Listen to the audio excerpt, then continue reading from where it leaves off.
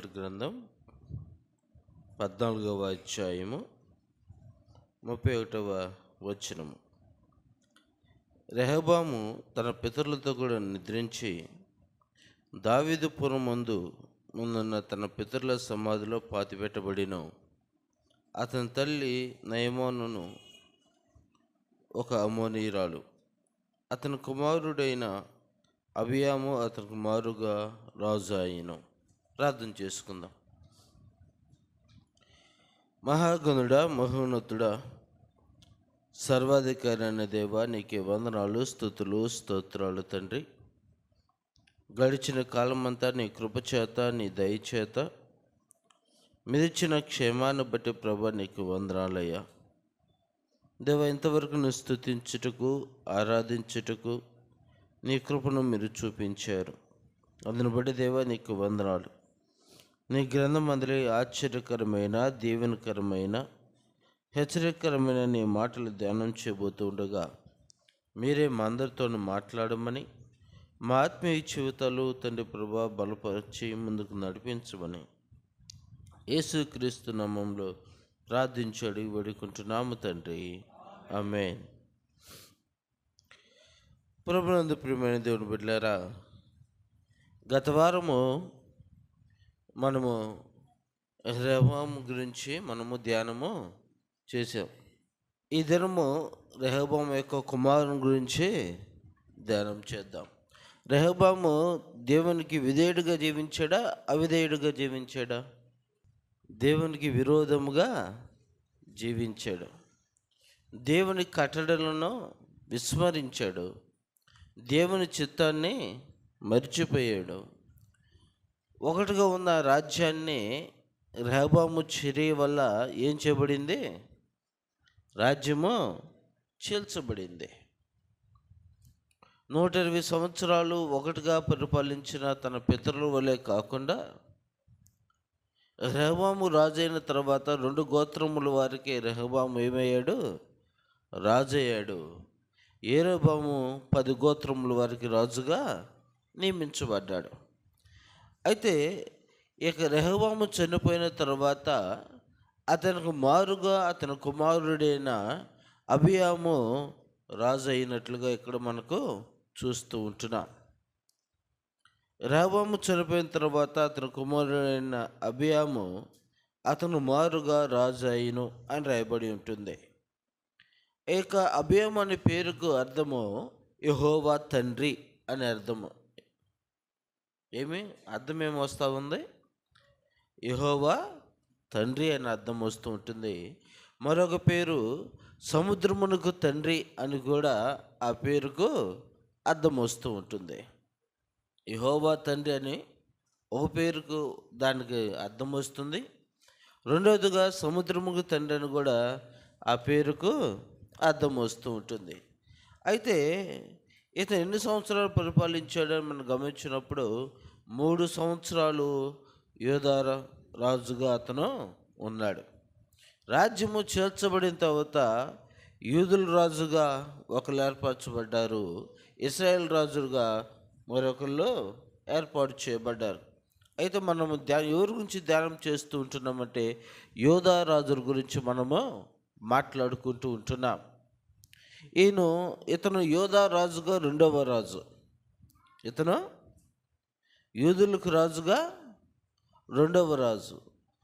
ఇశ్రాయేల్ ప్రజలందరికీ కలిపి 2వ రాజు ఎవరు? దావీదు. ఎవరు? దావీదు. మొదటి రాజు సౌలు అయితే 2వ రాజు దావీదు, 3వ రాజు సొలొమోను. సొలొమోను కుమారుడు యూదులకు రాజుగా మొదటి రాజుగా ఉన్నాడు. 2వ రాజుగా అబియాము ఏర్పాటు చేయబడ్డాడు. అయితే ఇక అబియాము యొక్క జీవితాన్ని మనం ఈ దినాన ధ్యానం చేద్దాం. ఇతను దేవుని దృష్టికి ఎలా జీవించాడు? దేవుని దృష్టికి విధేయుడిగా జీవించాడా, అవిధేయుడిగా జీవించాడా, ఎలా జీవించాడు అనేది మనం ఒకసారి పరిశీలన చేద్దాం. అదే మొదటి రాజుల గ్రంథము 15వ అధ్యాయము 2వ వచనం కాంచి ధ్యానం చేద్దాం. అతడు 3 సంవత్సరములు యెరూషలేమునందు రాజుగా ఉండెను. అతని తల్లి పేరు మయాక, ఆమె అబిషాలోము కుమార్తె. అతడు తన తండ్రి పూర్వము అనుసరించిన పాప మార్గములన్నిటిలోనూ నడిచెను. ఎలా నడిచాడంట?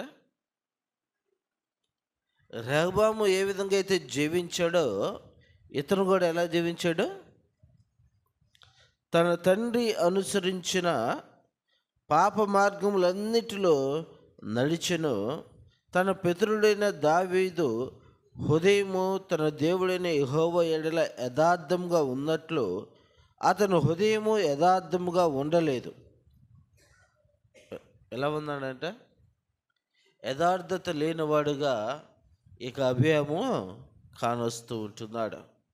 తన తండ్రి అయిన రెహబాము ఏ విధంగా దేవుని దృష్టికి అవిధేయుడిగా జీవించాడో, ఏ విధంగా నీతిని అనుసరించకుండా పాపమునకు దాసుడయ్యాడో, ఇతను కూడా తన యొక్క తండ్రి యొక్క మార్గంలో ఏం చేస్తూ ఉన్నాడు?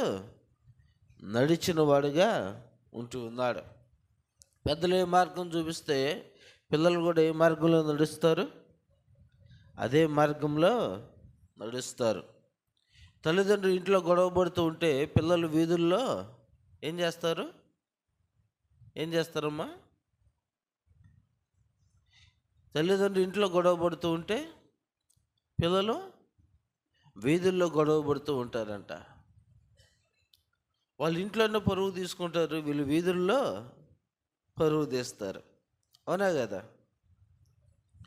4 గోడల మధ్య వాళ్ళు కొట్టుకుంటారు, మీరు 4 గోడల మధ్య కదా కొట్టుకోవాల్సింది, వీధుల్లో కొట్టుకుంటే కదా అందరికీ తెలిసేదని పిల్లలు ఏం చేస్తారు? వీధులకు ఎక్కుతారు. అదేవిధంగా తల్లిదండ్రుల యొక్క మార్గంలో ఇక అభియం ఏం చేస్తూ ఉన్నాడు? నడిచిన వ్యక్తిగా మనకు అక్కడ కానొస్తూ ఉంటున్నాడు. ఇతను తన తండ్రి యొక్క నడిచిన మార్గంలో పాప మార్గంలో ఇతడు నడిచాడు. అయితే మనం గమనిస్తూ వద్దాము. అక్కడ దావీదు హిత్తీయుడైన ఉరియా సంగతి యందు తప్ప తన జీవిత దినములన్నీ యెహోవా దృష్టికి యథార్థముగా నడుచుకొనుచు యెహోవా తనకిచ్చిన ఆజ్ఞలో దేని విషయంలో ముందు తప్పిపోకుండాను గనుక దావీదు నిమిత్తము అతని తర్వాత అతని కుమారుని నిలుపుటకును యెరూషలేమును స్థిరపరచుటకును అతని దేవుడైన యెహోవా యెరూషలేమునందు దావీదునకు దీపముగా అతను ఉండనిచ్చెను. ఏదైతే దేవుడు వాగ్దానం చేశాడో, దావీదు యొక్క సింహాసనమును స్థిరపరుస్తానని దేవుడు ఏదైతే సెలవిచ్చాడో దానికి దీపముగా ఎవరిని కొనసాగిస్తూ ఉంటున్నాడంట? అబియామును దేవుడు కొనసాగిస్తూ ఉంటున్నాడు. ప్రభునందు ప్రియ దేవుని బిడ్డలారా, వాగ్దానం చేసిన దేవుడు నమ్మదగిన వాడు. ఆయన మాట ఇచ్చేటప్పటికి నేను నరుణ్ణి కాదు అని ఆయన మాట్లాడుతూ ఉంటున్నాడు. మనుషులుగా మనం అనేక సందర్భాల్లో మాట ఇచ్చి మనం తప్పిపోవచ్చేమో, కానీ దేవుడు మాట ఇచ్చి తప్పడు. దేవుడు ఏదైతే దావీదునకు చెప్పాడో, నీ రాజ్యంలో స్థిరపరుస్తాను, నిన్ను బలపరుస్తాను అని దేవుడు ఏదైతే వాగ్దానం ఇచ్చాడో దాన్ని జ్ఞాపకం చేసుకుంటూ అబియామును ఏం చేస్తామనంటే దీపమనగా వెలుగునిచ్చేది. దావీదుకు మారుగా దేవుడు అబియామును ఏం చేస్తామంటే రాజుగా కొనసాగిస్తూ వస్తూ ఉంటున్నాడు. అయితే అబియాం యొక్క జీవితాన్ని మనం గమనించినప్పుడు అతడు పాప మార్గములో నడిచే వ్యక్తిగా తాను ఉంటూ ఉన్నాడు. పాపం అనగా దేవుని యొక్క మాట వినకపోవటమే. పాపం అనగా దేవుని యొక్క మాటను అంగీకరించకపోవటం, దేవుడు చెప్పిన మాటను చెవి పెట్టకపోవటము. ఏ పని అయితే దేవుడు చేయవద్దని చెప్తాడో ఆ పనిని మనము చేయటం. అందుకే అంటున్నాడు, ఏలైనగా పాపం వల్ల వచ్చే జీతము మరణము. అయితే దేవుని కృప వల్ల మనం ఏం చేయబడుతూ ఉంటున్నాము? ఆ పాపం నుంచి దేవుడు మనకి విడుదలను ఇచ్చిన వాడుగా ఉంటున్నాడు. అయితే ఇక్కడ అబ్యాము యొక్క జీవితం గమనించినప్పుడు దినవృత్తాంతములు చూద్దాం. 2వ దినవృత్తాంతములు 13వ అధ్యాయము 9వ వచనం కాంచి చూద్దాము. మీరు అహరోను సంతతి వారైన యెహోవా యాజకులను లేవీలను త్రోసివేసి అన్ని దేశముల జనులు చేయనట్టు మీ కొరకు యాజకులను నియమించుకుంటారు కదా. ఒక కోడితోనూ 7 గొర్రెల పొట్టేలతోనూ ప్రతిష్ఠించుటకే ప్రతివాడును దైవములు కాని వాటికి యాజకులు కూర్చున్నారు. అయితే యెహోవా మాకు దేవుడై ఉన్నాడు. ఎవరు చెప్తున్నారు ఈ మాట? అబ్యాము చెప్తూ ఉంటున్నాడు. ఎవరితో చెప్తున్నాడు? యెరోబాముతో చెప్తూ ఉంటున్నాడు. ఈ యొక్క యెరోబాము ఏం చేస్తూ ఉన్నాడంటే విగ్రహారాధన చేయటం ప్రారంభించాడు. అబియాము అంతకుముందు తన యొక్క తండ్రి మార్గం నడిచిన యొక్క అబియాము ఎవరిని ఆశ్రయించాడంట? దేవుణ్ణి ఆశ్రయించాడు. ఎవరిని ఆశ్రయించాడు? దేవుని ఆశ్రయించాడు. మొదట ఇతను ఎలా ఉన్నాడు? దేవునికి అవిధేయుడిగా ఉన్నాడు. పాపంలో నడిచిన వాడుగా ఉంటూ ఉన్నాడు. యథార్థత లేని జీవితాన్ని తాను జీవిస్తూ ఉంటున్నాడు. ఇశ్రాయేలు వారి రాజ్యమునకను యూదా రాజులకు యుద్ధం జరుగుతూ ఉంటుంది.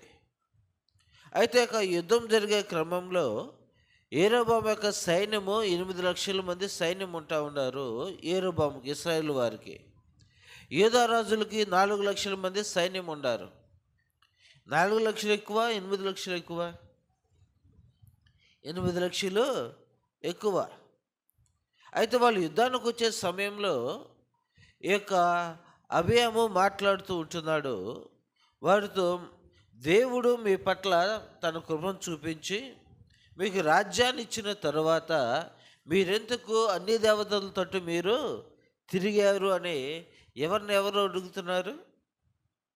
అబియాము యెరోబామును అడుగుతూ ఉంటున్నాడు. అర్థమవుతుందా? ఒకప్పుడు రెహబాము విగ్రహారాధన వైపు తిరిగాడు. యెరోబాము వేరు చేయబడ్డాడు, రాజ్యం నుంచి వేరు చేయబడ్డాడు. వేరు చేయబడి 10 గోత్రములను రాజుగా పరిపాలిస్తూ ఉంటున్నాడు. చేల్చబడిన రాజు మరలా విగ్రహారాధన వైపు తిరిగాడు.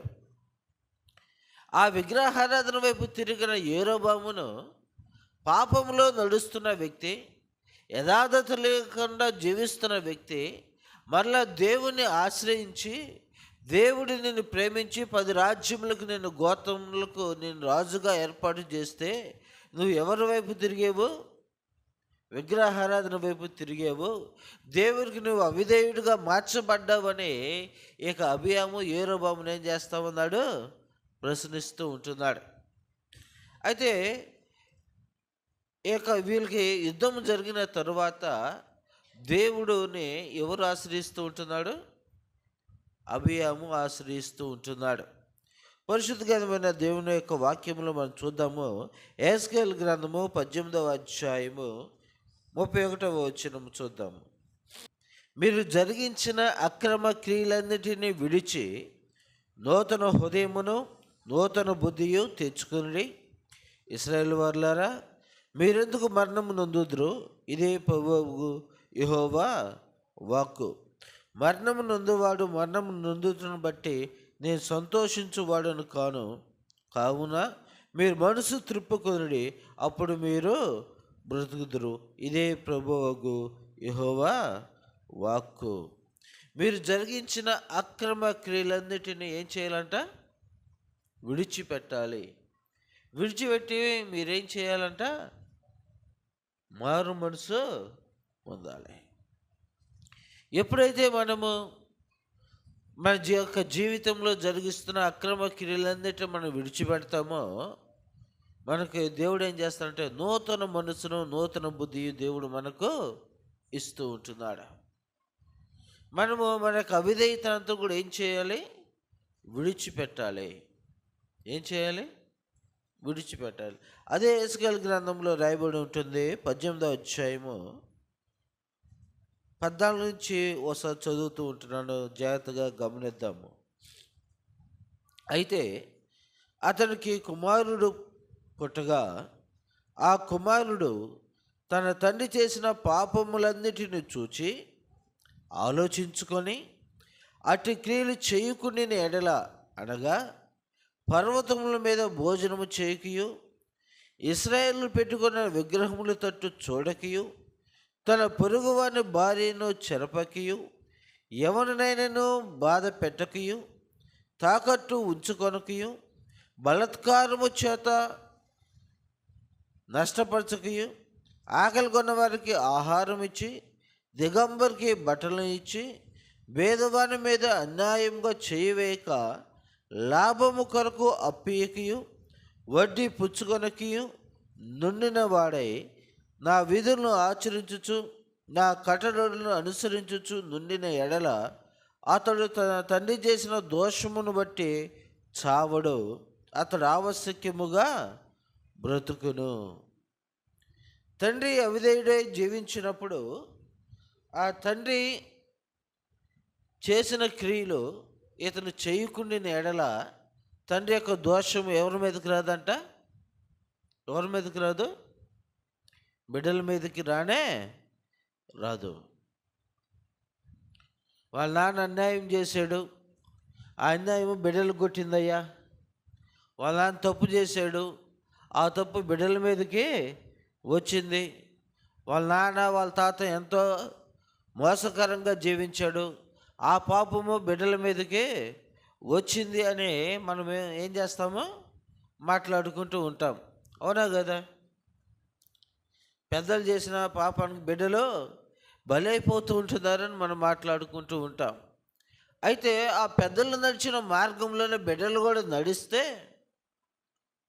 ఏమవుతుంది? ఆ బిడ్డలకు ఆ శాపం అనేది వస్తుంది.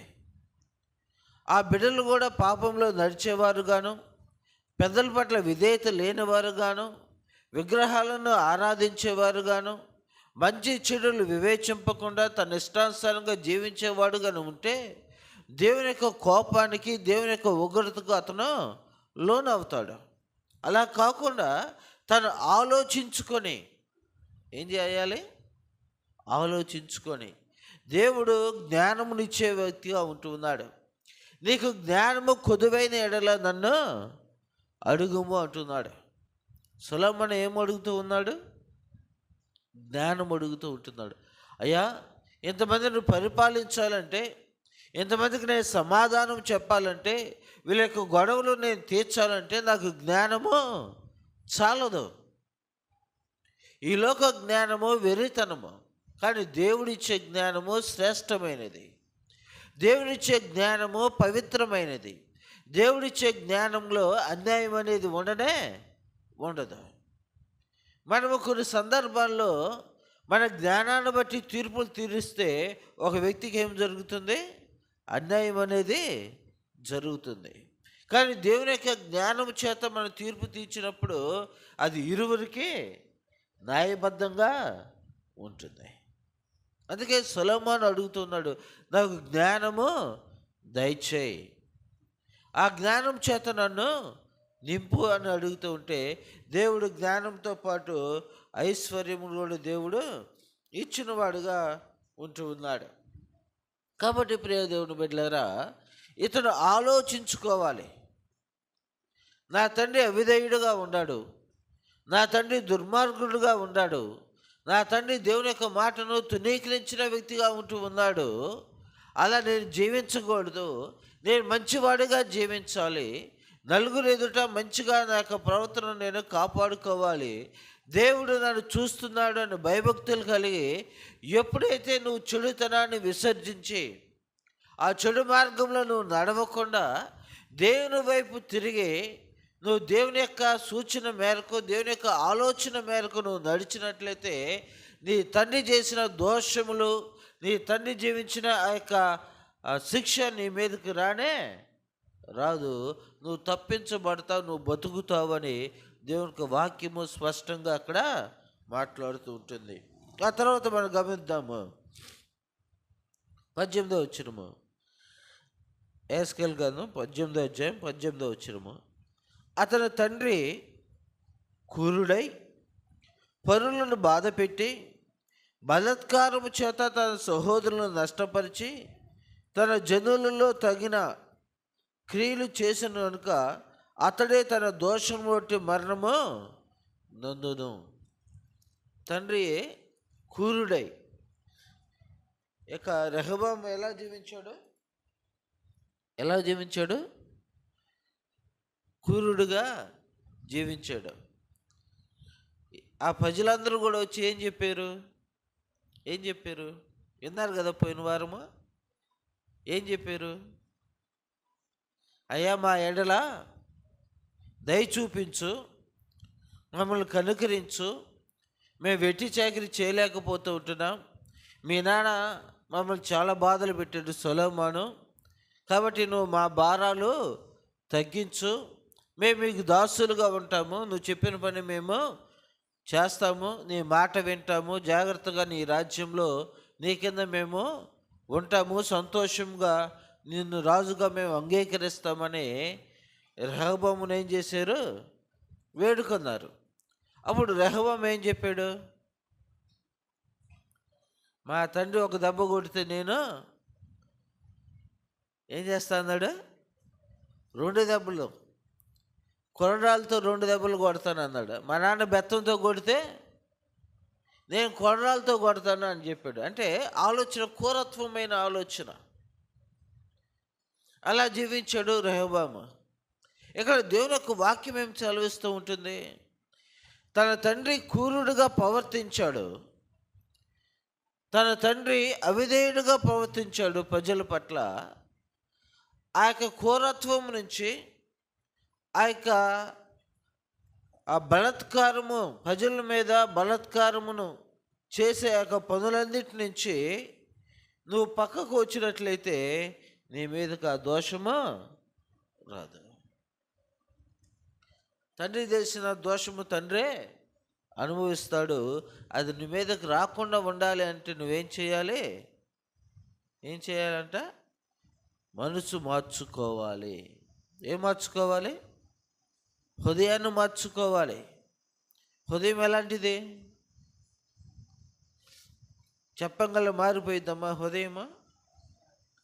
మారిపోయిద్దా? మారదు. మారినట్టుగా ఉండిద్ది. విన్నట్టుగా ఉంటాము, అనుసరిస్తున్నట్టుగా ఉంటున్నాం. దేవునిలో మనం చక్కగా వెళ్తున్న వారంగా మనకు కనపడుతూ ఉంటాము, కానీ హృదయానికి మాత్రము దానేది మనం ఏం చేస్తాము? ఇంకా సమయమో ఉంది. ఇంకా ఏముందంట? సమయము ఉంది. అప్పుడే రక్షణ ఎందుకు? ఇంకా రక్షించబడాల్సిన సమయం ఇంకా ఉంది. యవనస్తులు ఏమనుకుంటారు? అప్పుడే బాప్తీసం తీసుకుంటే ఎట్లా? కాలేజీకి వెళ్ళాలి, కాలేజీలో చదువుకుంటూ యవనస్తులతో ఏం చేయాలి? తిరగాలి, సినిమాలకి వెళ్ళాలి. ఆ రకరకాల ఆలోచనలన్నీ కూడా యవనస్తులకు ఉంటూ ఉంటాయి. ఇట్లా వాళ్ళు సంఘస్థులు, దేవుని యొక్క సేవకులు, మీరు రక్షించబడాలి, చిన్నతనం నుంచి భయభక్తులు కలిగి మీరు జీవించాలి, దేవుని యొక్క కాపుదలు మీరు నడవాలి అని చెబుతూ ఉంటే పక్కన స్నేహితులు ఏం చెప్తూ ఉంటారు? అబ్బాయి అప్పుడే నీకు వాళ్ళు ఏం చేస్తున్నారు? ప్రార్థన ఇవన్నీ కూడా చెబుతూ ఉంటున్నారు, కాబట్టి నువ్వేం చేయాలి? దానిలో ఆ ఉచ్చులో నువ్వు పడొద్దు అంటున్నారు. ఏ ఉచ్చులో అంట? ఏ ఉచ్చులో? నువ్వు పడాల్సిన ఉచ్చేంది? వేరే ఉచ్చు ఉందా నీకు? మేము రెడీ చేసి పెట్టాం, ఉచ్చేసి పెట్టాము నీకు. నువ్వు పాపపు ఉచ్చులో పడాలి, కానీ ప్రార్థన ఉచ్చులో పడ్డావంటే నీకు బంధకాలే. నువ్వు సిగరెట్ తాగకూడదు అంటారు, సినిమాలు చూడకూడదు అంటారు, అబద్ధాలు ఆడకూడదు అంటారు, రోడ్డు మీద తిరగకూడదు అంటారు. ఇవన్నీ కూడా నీకు బంధకాలుగా ఉంటాయి. నువ్వు మాతోనే అసలు స్నేహం చేయకూడదు అంటారు. కాబట్టి ఆ బంధకాలన్నీ లేకుండా కొద్ది కాలం నువ్వేం చేయాలి? లోకానుసారంగా జీవించి అంతా అయిపోయిన తర్వాత చివరిలో ఏం చేయాలి? బాప్తీసం తీసుకుంటే అప్పుడు నేరుగా నువ్వు ఎక్కడికి పోతావు? ఎక్కడికి పోతావు? పరలోకానికి వెళ్తావు. చనిపోయే ముందు ఏం చేయాలి? ఏం చేయాలి? అప్పుడు బాప్తీసం తీసుకోవాలి. అప్పుడు దాకా నువ్వేం చేయాలి? ఏం చేయాలి అప్పుడు దాకా? బలవంతం అయిపోయిన తర్వాత అప్పుడు లెగస్తారంట. ఎక్కడికి? సువార్త ప్రకటించడానికి. బలవంత అయిపోవాలా? ఎవరికి ఇవ్వాలి బలమంతా? సాతానికి ఇవ్వాలా? సాతాను చెప్పినట్లుగా ఈ లోకంలో మనము జీవించాలి. ఆ బలవంతం అయిపోయిన తర్వాత అప్పుడు ఏం తీసుకొని వెళ్ళాలి? బైబిల్ తీసుకొని అప్పుడు వెళ్ళాలి. ఇకనైనా దేవుని కొరకు జీవించకపోతే ఎట్లా అండి? అయిపోయింది, ఏదో అయిపోయింది. ఎన్ని సంవత్సరాలకి? 60 సంవత్సరాలకి. 60 సంవత్సరాలకి రిటైర్ అయిపోయిన తర్వాత గవర్నమెంట్ వారికి కూడా నువ్వు పనికిరావని పక్కన పెట్టిన తర్వాత అప్పుడు నువ్వు బైబిల్ తీసుకొని లెగస్తావు. అంటే దేవుడు నిన్ను ఎప్పుడు పిలుస్తూ ఉంటున్నాడు? దేవుడు నీ హృదయాన్ని మార్చుకోమని ఎప్పుడు చెప్తూ ఉంటున్నాడు? దేవుడు నిన్ను ఏ విషయం మీద నిన్ను ఏర్పాటు చేసుకుంటూ ఉంటున్నాడు? తల్లి గర్భంలో రూపింపక మునిపే ఆయన నిన్ను ఏర్పాటు చేసుకొని తన సేవ కొరకై, తన పరిచయ కొరకై, తన పోలిక చొప్పున నేను ఏర్పాటు చేసుకుంటే నీవు తల్లిదండ్రుల యొక్క మార్గంలో నడిచే వ్యక్తిగాను, అవిధేయమైన జీవితాన్ని జీవించే వ్యక్తిగాను మనం నడిచిన ఎడల మనము తల్లిదండ్రుల యొక్క దోషమును, మన దోషమును మనము భరించవలసిన పరిస్థితిని మనం చూస్తూ ఉంటున్నాం. దేవుడు నీకు మంచి జ్ఞానం ఇస్తూ ఉంటున్నాడు. మత్తయి సువార్తలు మనం గమనించినప్పుడు 2 మార్గాలు మనకు కానొస్తూ ఉంటున్నాయి. 2 త్రావులు మనకు కానొస్తూ ఉంటున్నాయి. మంచి చెడులు దేవుడు మన కళ్ళ ఎదుటినే ఆయన ఉంచాడు. ఆదామును మన కళ్ళ ఎదుటినే ఉంచాడు. ఆదాము కుమారుగా యేసు ప్రభువారిని మన కళ్ళ ఎదుటినే ఉంచాడు. ఆ దినాన ఆదాము దేవునితో నడిచిన వ్యక్తిగా కొద్ది దినాలు ఉన్నాడు. కానీ లోకంలో ఉన్న మాటను బట్టి, లోకంలో తన పక్కన ఉన్న యొక్క వ్యక్తిని బట్టి దేవునికి అవిధేయుడిగా మార్చబడ్డాడు. లోకంలో కలిసిపోయాడు. పాపానికి దాసుడుగా మార్చబడ్డాడు. ఆ తండ్రి చేసిన యొక్క దోషములు నేటికి కొనసాగుతూనే ఉంటూ ఉన్నాయి. అయితే యేసు ప్రభువారు వచ్చాడు. ఆదాముకు మారుగా యేసు ప్రభువారు ఈ లోకానికి వచ్చాడు. మన పాపములన్నిటిని కూడా తన సిలువుపై తను ఏం చేస్తా ఉన్నాడు? తీసివేస్తూ ఉంటున్నాడు. అయితే యేసు ప్రభువారి యొక్క మార్గంలో మనం నడిచినట్లయితే మనం ఏం చేయబడతాము? పాపం నుంచి విడుదల పొందుకుంటాం. కాబట్టి ప్రియ దేవుని బిడ్డలారా, ఇక్కడ రాయబడి ఉంటుంది, అతని తండ్రి క్రూరుడై పరులను బాధపెట్టి బలాత్కారము చేత తన సహోదరులను నష్టపరిచి తన జనులలో తగిన క్రియలు చేసిన గనుక అతడే తన దోషమును బట్టి మరణము నొందును. అయితే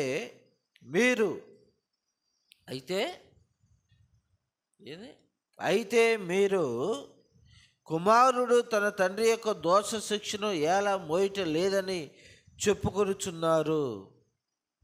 కుమారుడు తన తండ్రి యొక్క దోష శిక్షను ఎలా మోయటం లేదని చెప్పుకొనుచున్నారు.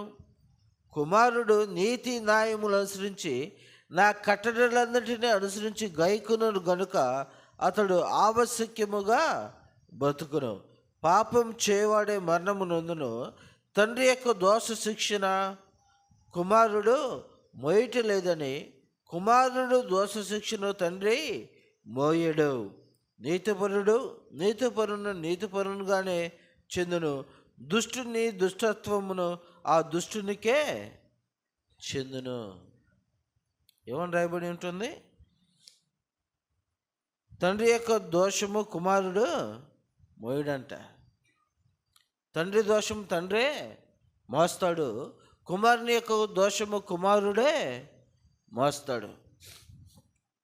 కాబట్టి ప్రియ దేవుని బిడ్డలారా, ఎవరి దోషము వారే మోయవలసిన పరిస్థితి. ఎవరు పాపమును వారినే ఏం చేస్తుంది? పట్టుకొనుచూ ఉన్నది. అయితే మనం ఏం చేయాలి? రెహబాము దేవుని దృష్టికి అవిధేయుడైనప్పటికీ కొద్ది కాలము అబియాము తండ్రి యొక్క మార్గంలో నడిచినప్పటికీ, పాపంలో నడిచినప్పటికీ కూడా తను ఏం చేస్తున్నాడు? తన మనసును తిప్పుకొనుచున్నాడు. తన పాపమును విడిచిపెడుతూ ఉంటున్నాడు. ప్రాయశ్చిత్తమును అందుకుంటూ ఉంటున్నాడు. మరలా దేవుని వైపు తిరిగిన వ్యక్తికి తాను కానొస్తూ ఉంటున్నాడు. మనము దేవునికి అవిధేయులుగా జీవించినప్పటికీ కూడా, దేవా నన్ను క్షమించుము, నా అపరాధములు క్షమించుము, ఎంతకాలం నీకు నేను అవిధేయులుగా జీవించనని ఒప్పుకొని విడిచిపెట్టే వారంగా మనము ఉండాలి. అలా కాకుండా యోహాను రాసిన మొదటి పత్రిక చూద్దాము, 1వ అధ్యాయము 8వ వచనం కాంచి ధ్యానం చేద్దాం. మనము పాపం లేని వారమని చెప్పుకుని ఎడల మనల్ని మనమే మోసపుచ్చుకుందాము, మరియు మనలో సత్యము ఉండదు. మన పాపములు మనం ఒప్పుకునిన ఎడల ఆయన నమ్మదగిన వాడును నీతిమంతుడును గనుక ఆయన మన పాపములు క్షమించి సమస్త దుర్నీతి నుండి మనల్ని పవిత్రులుగా చేయును. మనం పాపము చేయలేదని చెప్పుకుని ఎడల ఆయనను అబద్ధికునుగా చేయవారు మగుదుము, మరియు ఆయన వాక్యము మనలో ఉండదు. ఏం చేస్తూ ఉంటున్నాం? నేను ఏ పాపం ఎరగనయ్యా అని మనము చెప్పుకున్నట్లయితే మనం ఎవరిని మోసం చేస్తున్నామంట? మనల్ని మనమే మోసపుచ్చుకుంటున్నాం. నేనే తప్పు చేయదు, నేను చాలా యథార్థవంతుడిని, చాలా నీతిపరుడిని అని మనం దేవుని ఎదుట మనము ఏం చేయాలి? చెప్పినట్లయితే ఎవరిని అబద్ధికునిగా చేస్తున్నామంట? చూద్దాం. అక్కడ మనము పాపం చేయలేదని చెప్పుకునే ఆయనను ఎవరిని అబద్ధికుని చేస్తున్నాం? ఎవరిని అబద్ధికుని చేస్తున్నామంట? దేవుణ్ణి అబద్ధికునిగా మనం చేస్తూ ఉంటాం. దేవుడు అబద్ధం ఆడతాడా?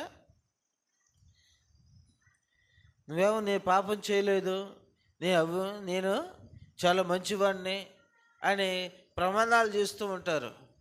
ఉతుక్కుమంటే మనం ఏం చేపిస్తామో, చిన్నదానికి పెద్దదానికి ప్రమాణం చేయి, బైబిల్ మీద ఉట్టి ఏం చేపిస్తూ ఉంటాము? మనం తప్పు చేస్తున్నప్పటికీ కూడా ఎవరి మీద మనం ప్రమాణం చేస్తున్నాము? చిన్నదానికి పెద్దదానికి బైబిల్ దొరికింది పక్కనే, వెంటనే ఏం చేస్తాము? బైబిల్ మీద ఒట్టే, నేను తప్పు చేయలేదని. ఎవరి మీద ఒట్టు వేస్తున్నాం? మీరు ఒట్టు వేయొద్దని దేవుడు చెప్తా ఉంటే, మనం అవిధేయంగా జీవించినప్పటికీ మన పాపములు మనం కప్పుకోవటానికి, మన అవిధేయత మనం కప్పుకోవటానికి ఎవరిని అబద్ధికునిగా చేస్తూ ఉంటున్నాము? దేవుణ్ణి అబద్ధికునిగా చేస్తూ ఉంటున్నాం. అంతకంటే నేరం ఇంకేమన్నా ఉందా? మరి చేస్తున్నారా? బైబిల్ మీద ప్రమాణం చేస్తున్నారా?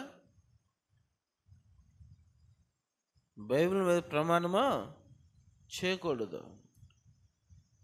ఈ వాక్యము కృపాసత్య సంపూర్ణుడైన దేవుడు, ఆ వాక్యమే దేవుడై ఉన్నాడు.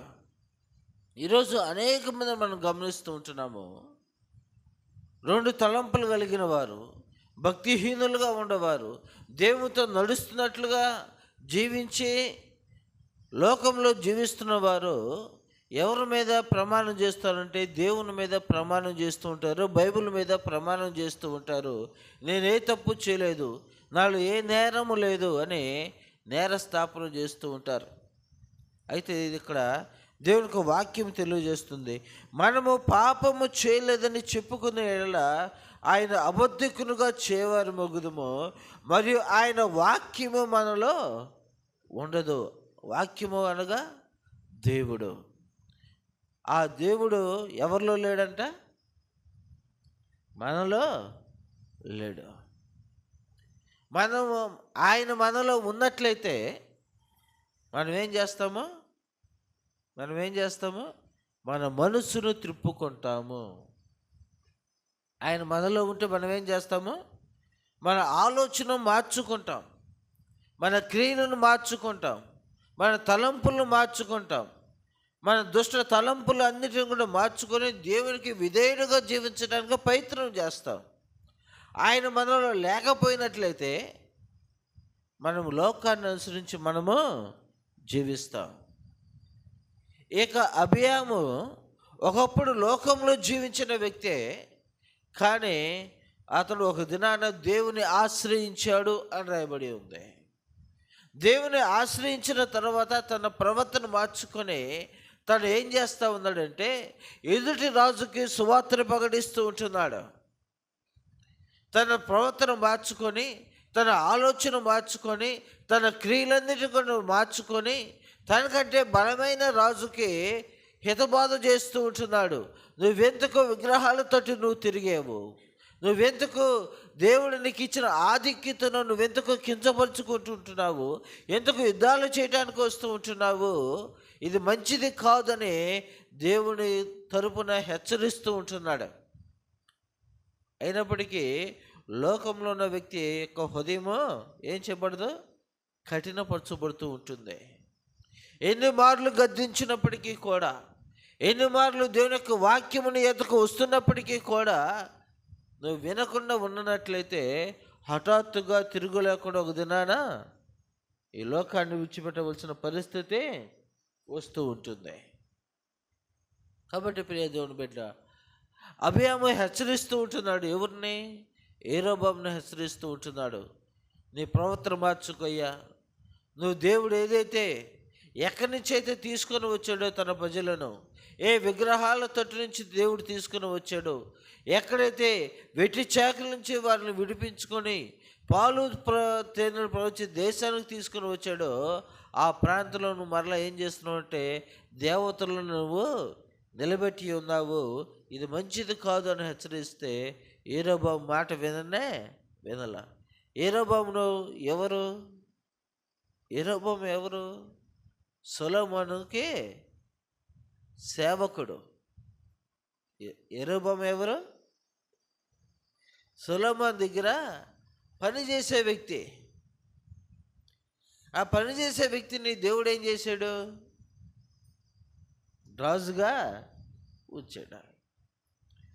ఒకప్పుడు ఇక యెరొబోము దేవునికి విధేయుడుగా ఉన్న వ్యక్తి, కానీ తానేం చేశాడు? చివరికి అవిధేయుడిగా మార్చబడ్డాడు. మొదట మనము బాప్తిసం తీసుకునేటప్పుడు, ప్రార్థనకు వచ్చేటప్పుడు ఎలా ఉంటాము?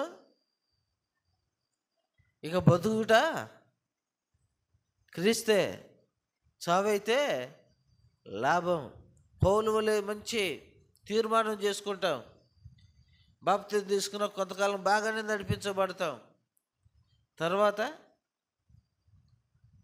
ఏం చేస్తాం? మరలా మన పాత జీవితానికి తిరగడం ప్రారంభిస్తాం. మరలా లోకం వైపు తిరిగే అలవాటులు మనకి వస్తూ ఉంటాయి, గుర్తుకొస్తూ ఉంటాయి. అటువైనప్పుడు మన స్నేహితులు గుర్తుకొస్తూ ఉంటారు. ఆ స్నేహితులు ఒక మాట మాట్లాడుతూ ఉంటారు, అబ్బా అప్పుడు ఒక బల్లే తిరిగే వాళ్ళం రా మనము అని చెప్తూ ఉంటావు. అవునరా, ఏంది అదంతా కూలిపోయాను అని అన్నాం అనుకో, ఏమైద్ది? అవును కదా అన్నట్లే అన్నావంటే మనము పడిపోయినట్టే. ఎక్కడ పడిపోయినట్టు? లోకంలోకి పడిపోయినట్టు. ఆ పాత జీవితాన్ని దేవుడు కొట్టివేశాడు.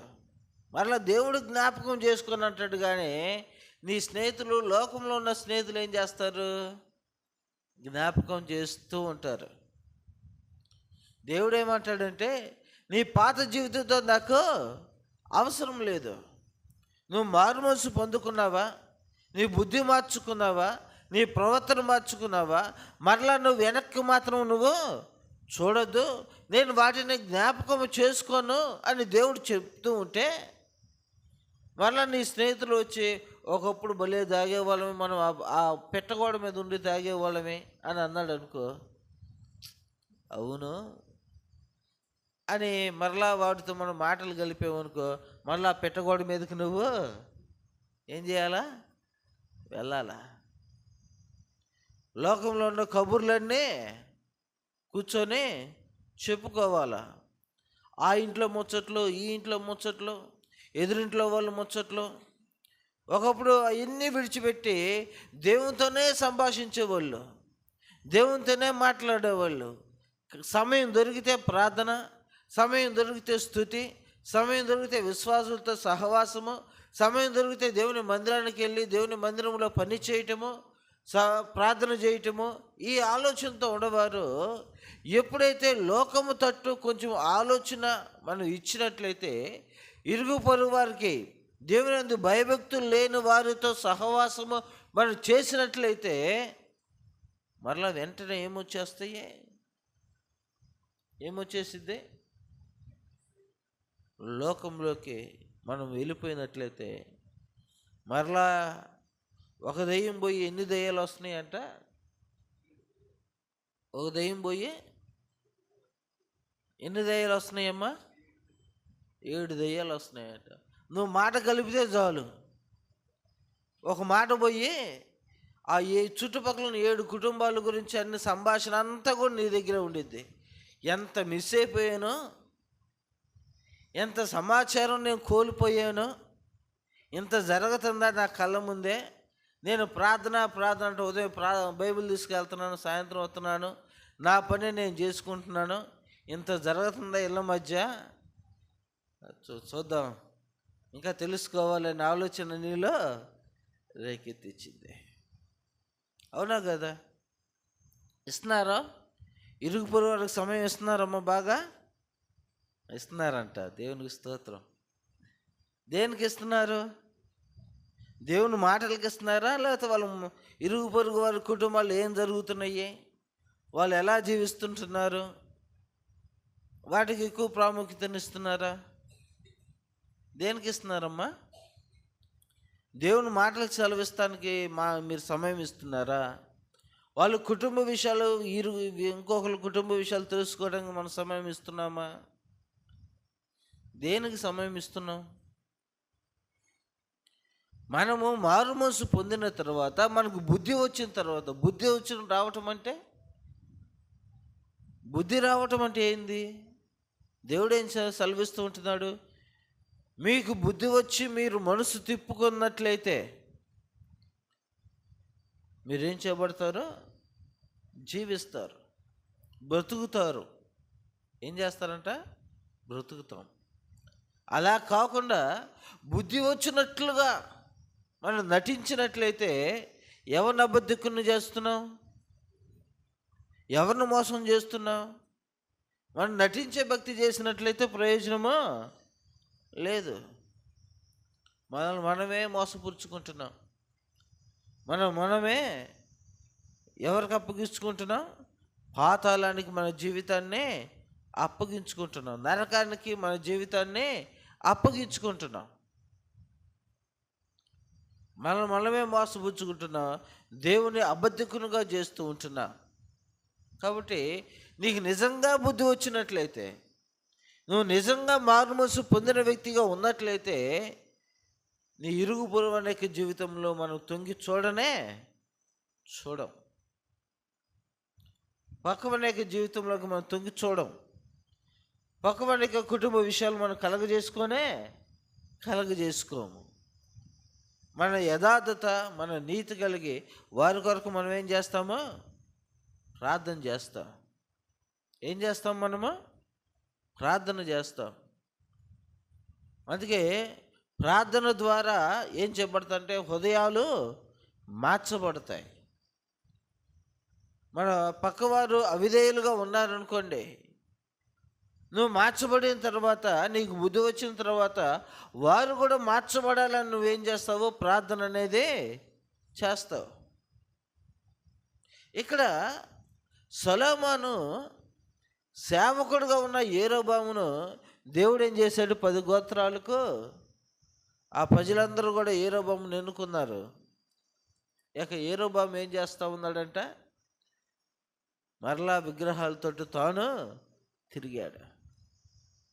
ఒకప్పుడు విగ్రహారాధనకు వ్యతిరేకంగా మీ నాన్న వలే మీ తాత వలే యథార్థంగా జీవించు, మేమందరం నీకు సేవకులుగా ఉంటామని చెప్పిన వ్యక్తే మరలా ఎక్కడికి తిరిగాడంట, విగ్రహాలతోటికి తిరిగితే వాళ్ళ నాన్న నడిచిన మార్గంలో నడిచిన అభియాము ఎవరికి బుద్ధి చెబుతున్నాడు, యరొబాముకు బుద్ధి చెబుతూ ఉంటున్నాడు.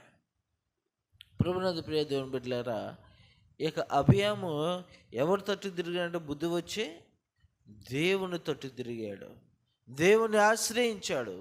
దేవుని ఆశ్రయించిన తర్వాత 4 లక్షల మంది కలిగిన ఆ యొక్క జనము యుద్ధంలో 8 లక్షల మందితో ఏం చేస్తూ ఉన్నాడు, యుద్ధం చేసి జయాన్ని పొందుకున్నాడు. ఎప్పుడైతే మనం దేవుని ఆశ్రయిస్తామో, అందుకే రాయబడి ఉంటుంది కీర్తన 1 గ్రంథంలో ఏమో రాయబడి ఉంటుంది, యెహోవాను ఆశ్రయించిన వారు ఆకు వాడక తన కాలం ముందు ఫలించు చెట్టు వలె ఉంటాడు. ఎవరిని ఆశ్రయించాలి, మనము దేవుణ్ణి మనము ఆశ్రయించాలి, దేవుని యొద్దకు తిరిగి రావాలి. మన పాపంలో చనిపోవటం దేవునికి ఇష్టం లేదు. అందుకే అంటాడు, ప్రయాసపడి భారం మోసుకొంచున్న సమస్త జనులారా నా యొద్దకు రండి. ఆయన పిలుస్తూ ఉంటున్నాడు, మీరు మారు మనసు పొందాలి అని ఆయన మాట్లాడుతూ ఉంటున్నాడు. తప్పిపోయిన కుమారుడు యొక్క ఉపమానం మనకందరికీ తెలుసు. అనేక సందర్భాల్లో ఆ ఉపమానం మనం వింటూనే ఉంటూ ఉంటాం.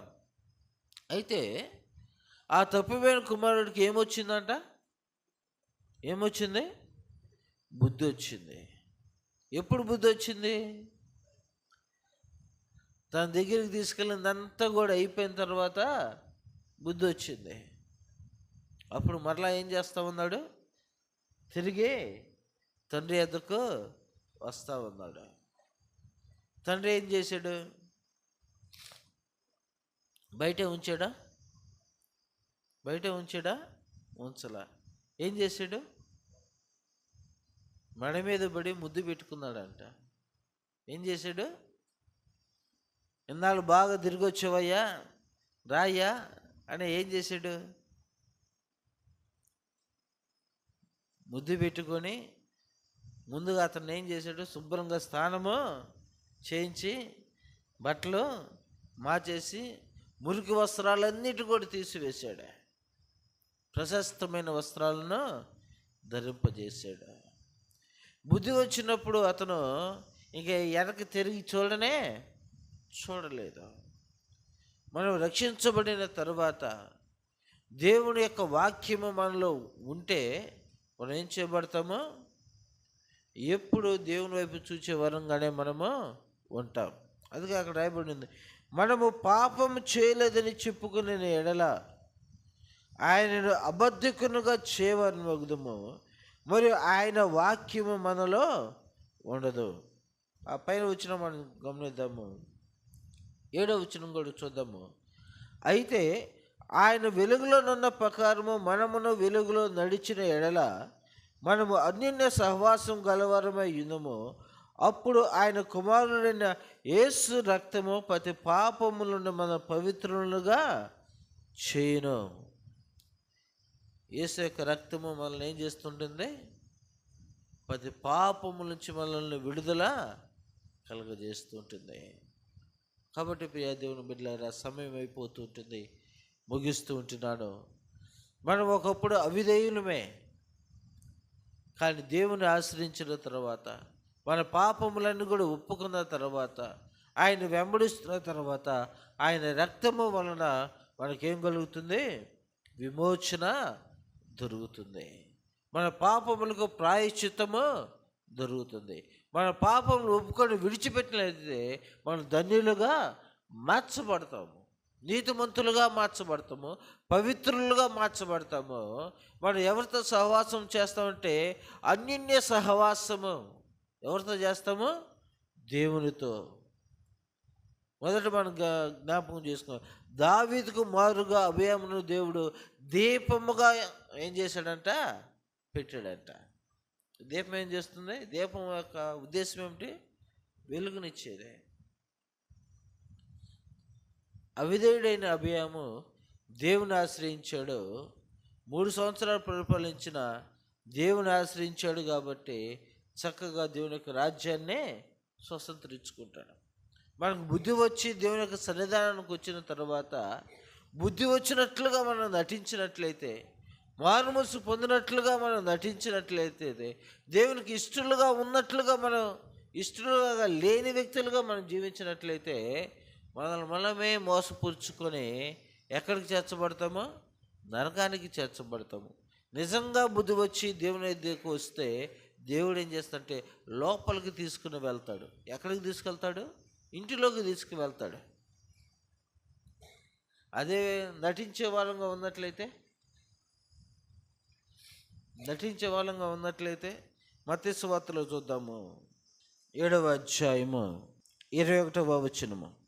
ప్రభువా నన్ను పిలిచి ప్రతివాడును పరలోక రాజ్యంలో ప్రవేశింపడు కానీ పరలోకమందున్న నా తండ్రి చిత్త ప్రకారం చేయవాడే ప్రవేశించును. ఆ దినమందు అనేకులు నన్ను చూచి, ప్రభువా మేము నీ నామంలో ప్రవచింపలేదా? నీ నామంలో దెయ్యములు వెళ్ళగొట్టలేదా? నీ నామంలో అనేకమైన అద్భుతములు చేయలేదా అని చెప్పుదురు. అప్పుడు నేను మిమ్మల్ని ఎన్నడూ ఎరుగను, అక్రమము చేయవారులారా నా యొద్ద నుండి పొండని వారితో చెప్పుదును. ఏంటంటే ఏం చేస్తున్నారంట? అక్రమము చేయవారులారా నా యొద్ద నుండి పొండి. ప్రభువా అని పిలిచే ప్రతివాడును ఎక్కడికి చేర్చబడ్డారంట? పరలోక దేవుని ఇంటిలోకి చేర్చబడ్డరు. బుద్ధి వచ్చింది కాబట్టి చిన్న కుమారుడికి నా తండ్రి ఇంటికి వెళితే ఒక పనివాడుగా నేను ఉండాలి అని ఆలోచించాడు కాబట్టి, ఇంతకాలం నేను మోసకరమైన జీవితాన్ని జీవించాను, ఇక నా ప్రవర్తన మార్చుకుంటాను, నా ఆలోచన మార్చుకుంటాను, ఇక్కడే పందులు మోయిపోయే దగ్గర నేను ఉండవలసిన పరిస్థితి నాకు అవసరం లేదు, నా తండ్రి దగ్గరికి వెళ్దామని బుద్ధి వచ్చింది కాబట్టి, నిజంగా మారు మనసు వచ్చింది కాబట్టి తండ్రి ఏం చేసి ఇంట్లోకి తీసుకెళ్ళాడు. అనగా దేవుని యొక్క రాజ్యంలోకి ప్రవేశించాడు. అతను బుద్ధి వచ్చింది, నిజంగా వచ్చినట్లుగా ఉండి తండ్రి దగ్గరికి వెళ్దాం, తినడానికి లేదు, అక్కడికి పోతే ఏదో ఒకటి దొరికిద్ది, మరలా మన జీవితాన్ని మనం జీవించవచ్చు, మనం అనుకున్నది మనం చేయొచ్చు, ప్రార్థనకు వెళ్తున్నట్టు పేరు ఉంటుంది, మన క్రియలు మనము చేసుకోవచ్చు, మన ఇష్టానుసారంగా మనం జీవించవచ్చు అన్నట్లుగా అన్నీ మన హృదయంలో పెట్టుకొని బుద్ధి వచ్చినట్లుగా బైబిల్ తీసుకుని వచ్చినట్లయితే ఓ దినాన్ని అని అంటాడు, అక్రమము చేయవారులారా. అంత పెద్ద మాట. మనం ఎవరైనా నువ్వు అన్యాయం చేస్తున్నావు అన్న ఒక మాట వస్తేనే నువ్వు నన్ను అన్యాయస్తులు అంటావా అని తిరగబడతావు. మనం అబద్ధం ఆడతా కూడా నువ్వు అబద్ధం ఆడుతున్నావా అని ప్రశ్నిస్తే నువ్వు నన్ను అబద్ధకులు చేస్తున్నావా, దా ప్రమాణం చేయి నేను అబద్ధం ఆడతలేదని ఏం చేస్తామో తిరగబడతాం. అంటే ఒక చిన్న మాట అంటేనే మనం ఒప్పుకోలేమే. ఆయన అంటున్నాడు, అక్రమము చేయవారులారా నా యొద్ద నుండి పొండి. ఎలా ఉంటుంది మన యొక్క ఆత్మీయ జీవితము? దేవుని ఎదుట ఒక దినాన్ని నిలబడవలసిన పరిస్థితి రానే ఉంది. ఇదిగో నేను త్వరగా వచ్చుచున్నాను, వాని క్రియలు చొప్పున వారికి జీతం ఇచ్చిదను అని ఆయన మాట్లాడుతూ ఉంటున్నాము. ఆయన ఇంటిలోకి వెళ్ళే వారంగా ఉంటున్నామా? వెలుపటినే బయట ఉండే వారంగా మనం ఉంటున్నామా? నిజంగా మనం ఆయన ఆశ్రయించిన వ్యక్తులుగా ఉన్నట్లయితే, ఆయన వాక్యము మనలో ఉన్నట్లయితే మనం ఏం చేస్తామంటే, దేవా నేను పాపిని, నన్ను క్షమించు, ఈ దినమున నీకు అవిధేయుడుగా జీవించాను, నా చూపుల ద్వారా, నా ప్రవర్తన ద్వారా, నా క్రియల ద్వారా, నా యొక్క మాటల ద్వారా నీకు అవిధేయుడుగా నేను జీవించాను అని దేవుని ఎదుట ఒప్పుకోవాలి. ఒప్పుకొని చేయాలి, విడిచిపెట్టాలి, మరలా రాత్రికి బాగుండి తెల్లారి దాన్ని కొనసాగించాలి. అంతేనా? విడిచిపెట్టిన దాన్ని మళ్ళీ ఆ మరుసటి రోజు ఏం చేయాలమ్మా? కొనసాగించాలి కదా. అవునా కదా? మరి కొనసాగించాలా లేదా? కదా? దేవునికి స్తోత్రం. అర్థమవుతుందని. కొనసాగించాలన్న వాళ్ళు చేతులు ఎత్తండి, వద్దన్న వాళ్ళు కాముకుండండి. అంటే విడిచిపెట్టిన దాన్ని మరలా మనం ఏం చేయకూడదు, కొనసాగించకూడదు. అంటే మనలో ఏముండాలా? వాక్యం ఉండాలి. వాక్యం అనగా దేవుడు మన హృదయంలో ఉండాలి. ఎప్పుడైతే ఆయన మన హృదయంలో ఉంటాడో మనం ఆయన ఇంటిలోకి మనము ప్రవేశిస్తాం.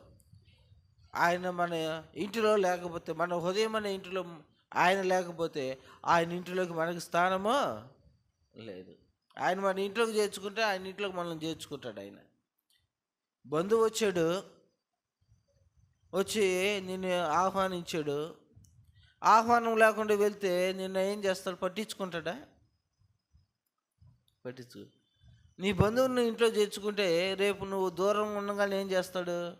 మన వెళ్ళంగానే గౌరవ ఇచ్చాడు, ఇంట్లోకి ఆహ్వానించాడు, చక్కగా తాగటానికి నీళ్ళు ఇచ్చాడు. కాబట్టి మనం ఏం చేస్తాము? ఎదురెళ్ళి తీసుకొని వచ్చి కూర్చోబెట్టి చల్లటి ఫ్రిడ్జ్లో నీళ్ళు మనం ఇస్తాం. మనం కూడా ఏం చేస్తాము? ఆహ్వానిస్తాం. అసలు ఆహ్వానించకుండానే నువ్వు మా ఇంటికి రా అంటే చేర్చుకుంటాడా? ఆయన చేర్చుకోకపోతే నిన్ను ఆయన చేర్చుకుంటాడా? చేర్చుకోడు. అందరికి తెలిసిన సత్యమే అది. దేవుని కూడా మనం చేర్చుకోకపోతే హృదయపూర్వకంగా ఆయన చేర్చుకున్నట్లుగా మనం నటించినట్లయితే జీవించినంతకాలం జీవింపజేస్తాడు. మారుమనసు పొందుతాడేమో చూస్తాడు. ఆయన నిజంగా చేర్చుకోకుండా చచ్చిపోయామనుకో, అప్పుడు అంటారు, అయ్యా మేము ప్రభా అని పిలుచు ప్రతివాడు దేవుని యొక్క రాజ్యంలోకి ప్రవేశించు. అయ్యా ఒక దినాన్ని సన్నిధానానికి వచ్చామయ్యా అంటే, వచ్చావు, ఎవరు కదా నువ్వు వచ్చావు, కానీ నువ్వు నన్ను ఏం చేయలేదు, చేర్చుకోలే. వచ్చారు, మీరు ప్రార్థనకు వచ్చారు, వాళ్ళ ఉపవాస ప్రార్థనకు వచ్చారు, వాళ్ళ విజ్ఞాపన ప్రార్థనకు వచ్చారు, వాళ్ళ ఇంటికి దగ్గరికి వెళ్తే అక్కడ కూడా ప్రార్థనకి వెళ్ళారు, వీధుల్లో సువార్త బాగా ప్రకటించారు, చేశారు. కానీ మీ హృదయంలో నేను లేను. కాబట్టి నేను లేని చోటకై నేనుండే చోటకి మీరు రావాల్సిన అవసరమో లేదు. కాబట్టి బయట ఏముండండి. బయట అంటే ఎక్కడ బయట అంటే అగ్ని ఆరదు, పురుగు చావదు. అక్కడుంటారా, ఎక్కడుంటారా? రెండు మార్గాలు మనకే వదిలిపెట్టాడు ఆయన. స్వేచ్ఛనిచ్చాడు, స్వాతంత్ర్యాన్ని ఇచ్చాడు. ఏది మంచి మార్గము తెలుసుకోవాల్సిందే మనమే. అభియాము మొదట అబద్ధికుడుగాను విగ్రహారాధికుడుగాను తండ్రి నడిచిన మార్గంలో నడిచాడు. కానీ అతనికి బుద్ధి వచ్చిన తర్వాత తండ్రి నడిచిన మార్గాన్ని విడిచిపెట్టి దేవునికి విధేయుడిగా జీవించాడు, ఆయన ఆశ్రయించాడు. కనుక దేవుడు అతనికి జయాన్ని అనుగ్రహించాడు, జయ జీవితాన్ని తను పొందుకున్నాడు. కనుక ప్రభువైన ప్రియ దేవుని బిడ్డలారా, మనం కూడా జయ జీవితాన్ని పొందుకునే వారం గాను దేవునికి విధేయుడుగా యథార్థవంతులుగా మనం జీవించినప్పుడు దేవుని ఇంటిలోకి మనం కూడా ప్రవేశిస్తాం. అటు గొప్ప పరిశుద్ధాత్మ దేవుడు మనకందరికీ కలుగజేయనుగాక. ఆమేన్. ప్రార్థన చేసుకుందాం. ఒకసారి జ్ఞాపకం చేసుకుందాం, ఎలా ఉంటున్నాయి మన యొక్క ఆత్మీయ జీవితాలు. ఈరోజు దేవుడు అభియామును జ్ఞాపకం చేస్తూ ఉంటున్నాడు. మొదట తన తండ్రికి వలె తను జీవించినప్పటికీ తుదకు తన జీవితాన్ని మార్చుకుంటూ ఉంటున్నాడు. తన ప్రవర్తన